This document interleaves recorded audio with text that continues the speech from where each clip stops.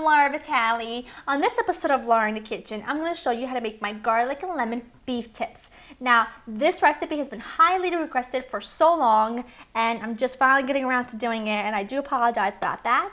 But before we get started, let's go over the ingredients.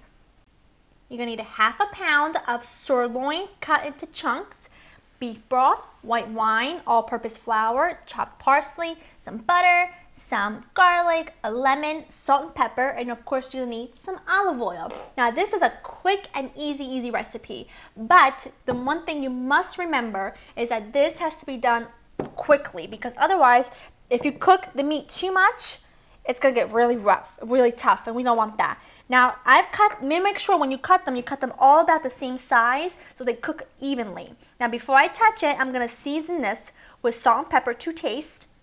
And you want to season it before you toss them with the flour, because I want that seasoning to kind of hit the meat. And now I toss mine with some flour because it does a couple things.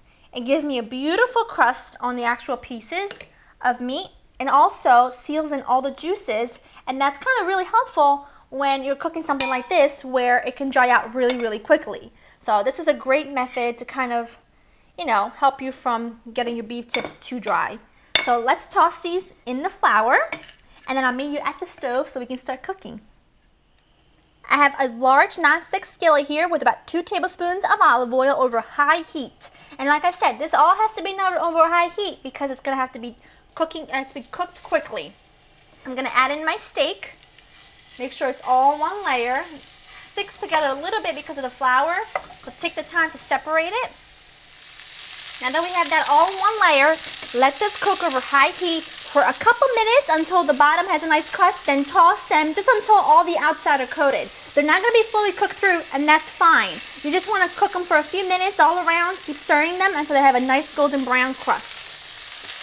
After a couple minutes, that's what it's going to look like. And now we're going to add in our garlic. Remember, we have to work quickly. Let the garlic cook for just a few seconds. I'm going to add my butter at the same time. Just a little richness never killed anyone. That looks good.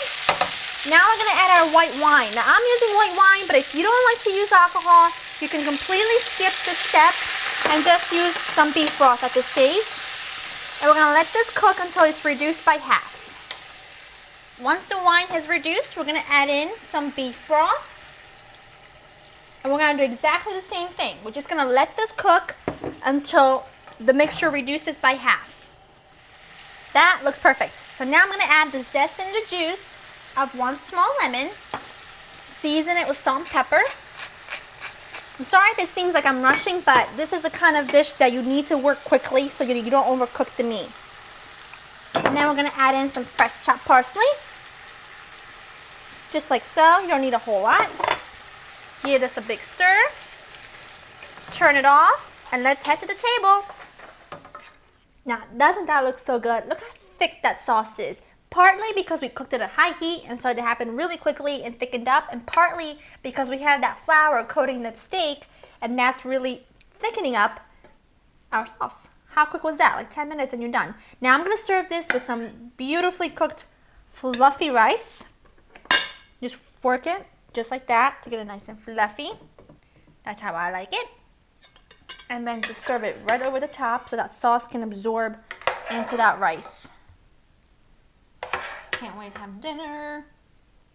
Okay, just gonna put a little extra sauce on my plate. I'm gonna just give this a bite.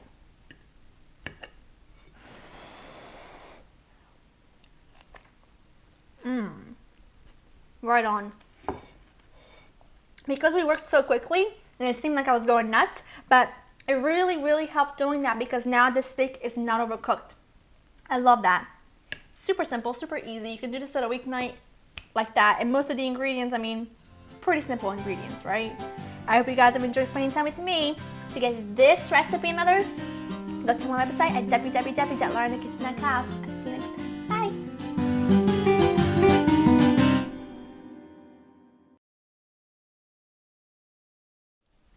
Today's Twitter question comes from Larissa Helena. I'm hoping I'm pronouncing that right. They said, "Hi darling, it's me Larissa from Brazil. What food do you least like and why?" Now, there's a lot of things I haven't tried. Like I've never tried frog legs, which I don't know if I'm gonna like or not. A lot of people say they're great. A lot of people say they're not. There's a lot of different, crazy things I haven't tried. However, there is one thing. There's a few things I don't like, but the one thing that I just cannot get over is eel. Growing up in Italy, if you are an Italian or live in an Italian household, you know all about Christmas Eve and the 7 fishes. And one of the dishes that's on Christmas Eve dinner every year is capitone, which is eel in like a spicy sauce. Oh, I can't. The sliminess, the chewiness, the texture, I can't get past it. And a couple years ago, my husband and I went to a sushi restaurant with a few friends of ours. And my friend Val knows all my likes and dislikes. She says, oh, you have to try this new sushi roll. I said, well, what is it? She says, oh, I don't know. I think it's tuna. Okay, great. It was eel. My eyes popped out of my sockets and I thought I was going to faint because I hate the texture and everything about it. I'm sorry. I'm hoping I'm not offending anybody, but I don't like eel. That's it. If you have any questions you'd like to see me answer on my show, tweet me at Laura's Kitchen. Don't forget the hashtag Laura Vitale.